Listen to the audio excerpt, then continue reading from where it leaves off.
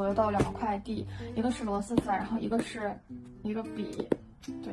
然后这次调整了一下镜头，就是可能看起来应该会舒服。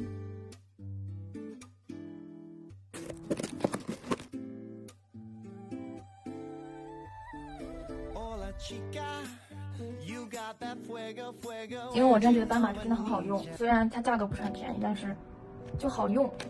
它这个，然后他还送了一个本子，我不知道是送的还是什么，但是我记得我没有买过本子，就是一个小的线圈本。其实说实话，我觉得还是之前的比较好看。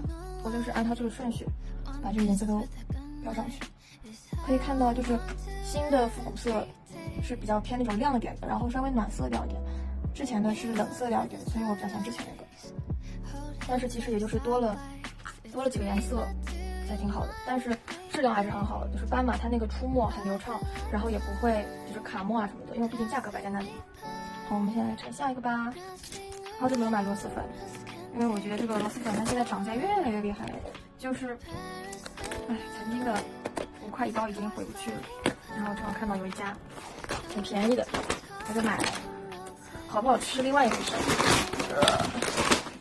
买了5包，这个牌子叫瑞百年。这个包装还行吧，就是还挺有质感的，就是不算很劣质。等我吃了之后，我再跟大家分享吧。就因为我是个很喜欢吃螺蛳粉的人嘛，然后陆陆续续各个品牌也基本上都吃过了。其实我觉得还是柳江人家比较好吃，在我看来啊。现在就是在煮这个螺蛳粉，但是就是感觉它这个包装有一点那种仿李子柒的感觉，不知道好不好吃。烧好的，我觉得还挺好吃的。现在志愿填完，晚上就点了个外卖，我就要吃一点。点了一个7口辣火锅杯，是我之前一直点的，很好吃。它是有2个，一个是油碟，一个是沙茶酱。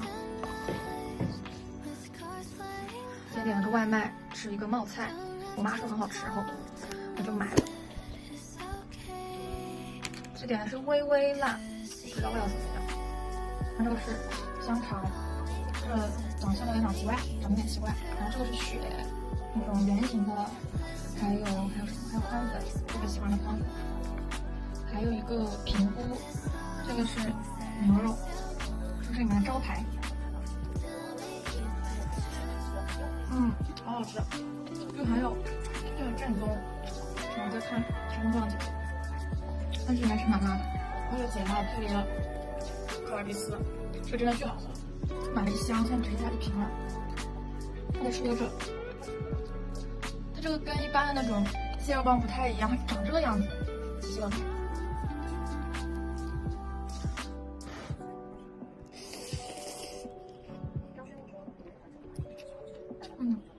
哇，好辣！然后我自己加了午餐肉进去，就是每一领午餐肉，因为得快点吃掉了。